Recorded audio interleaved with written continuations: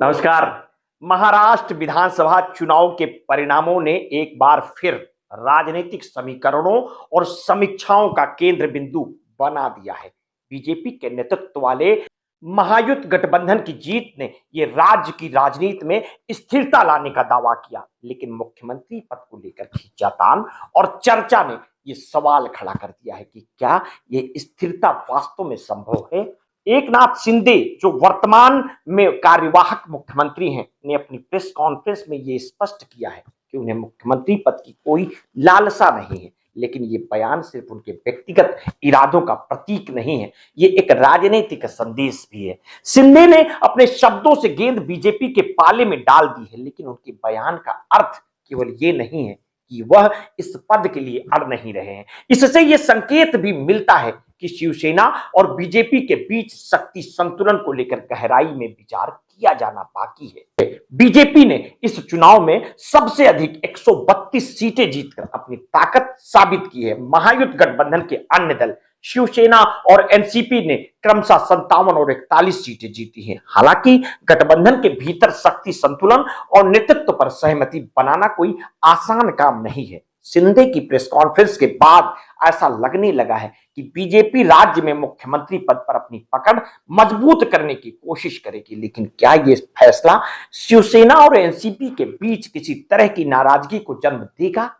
शिंदे ने प्रधानमंत्री नरेंद्र मोदी और गृह मंत्री अमित शाह की प्रशंसा करते हुए स्पष्ट कर दिया कि उनका समर्थन बीजेपी के फैसले के साथ है, और उन्होंने यह भी कहा कि यह आम जनता की सरकार है। लेकिन क्या जनता के बीच यह संदेश उतनी सहजता से पहुंचेगा जितना वे उम्मीद कर रहे हैं? मराठा समुदाय जो शिंदे के नेतृत्व में कांग्रेस और एनसीपी छोड़कर शिवसेना के साथ आया था, क्या इस बदलाव को सहजता से स्वीकार करेगा?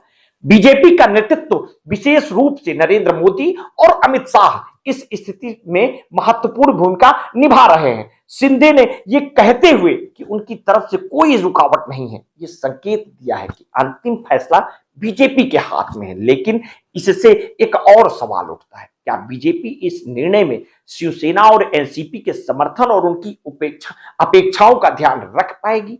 देवेंद्र फडणवीस का नाम मुख्यमंत्री पद के लिए प्रमुख दावेदारों में से एक है। बीजेपी के वरिष्ठ नेताओं और कार्यकर्ताओं का एक बड़ा तबका उन्हें इस पद पर देखना चाहता है।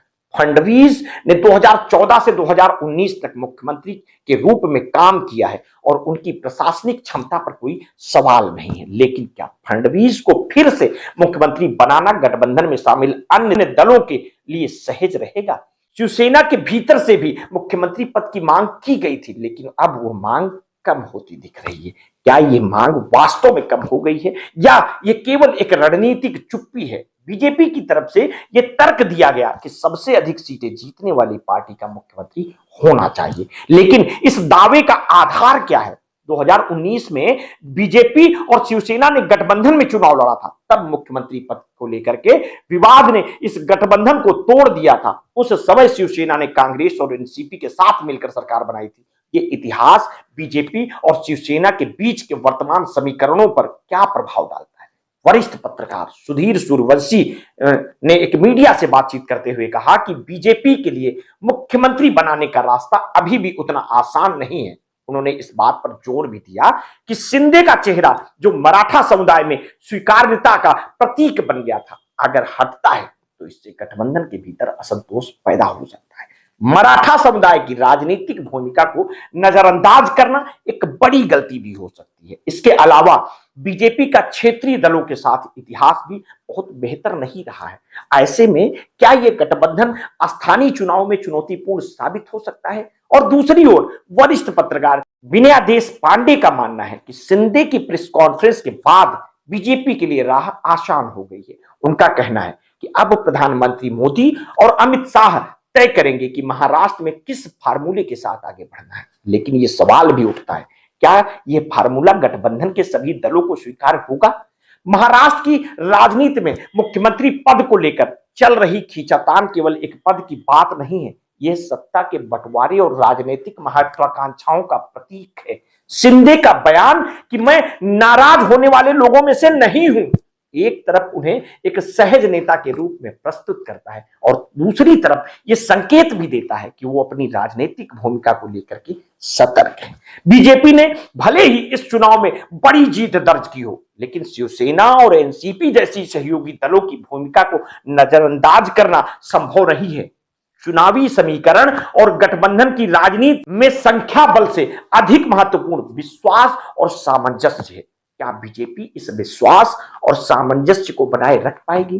2019 विधानसभा चुनाव में बीजेपी और शिवसेना ने मिलकर चुनाव लड़ा था, लेकिन मुख्यमंत्री पद को लेकर विवाद के चलते ये गठबंधन टूट गया। इसके बाद शिवसेना ने कांग्रेस और एनसीपी के साथ मिलकर सरकार बनाई। हालांकि ये सरकार ज्यादा दिनों तक नहीं चल सकी और 2022 में शिवसेना के एकनाथ शिंदे ने बगावत करते हुए बीजेपी के साथ मिलकर सरकार बना ली। उस समय बीजेपी को मुख्यमंत्री पद से समझौता करना पड़ा था और फडणवीस को उप मुख्यमंत्री पद से ही संतोष करना पड़ा था।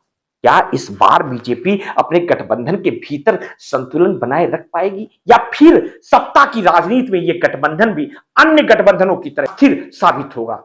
इन सवालों का जवाब आने वाले दिनों में ही मिलेगा। एकनाथ शिंदे की यह टिप्पणी की महायुत गठबंधन और मजबूत हुआ है एक सकारात्मक संदेश देती है, लेकिन हमें वास्तविकता में बदलना बीजेपी और शिवसेना के लिए बड़ी चुनौती होगी।